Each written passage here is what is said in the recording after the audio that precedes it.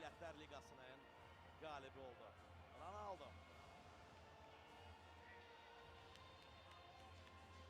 Gəlin bu anı sakit izləyək. Bu tarixi bir andır.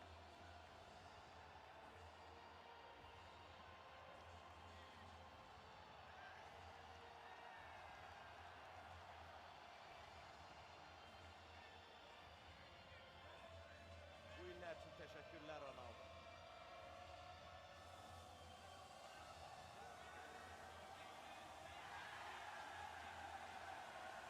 Bəlkə də milli komandada, bəlkə də karyerasında sonuncu titulunu böyük futbolçu qazanır və biz bunun bu dəqiqələrdə şahidiyik.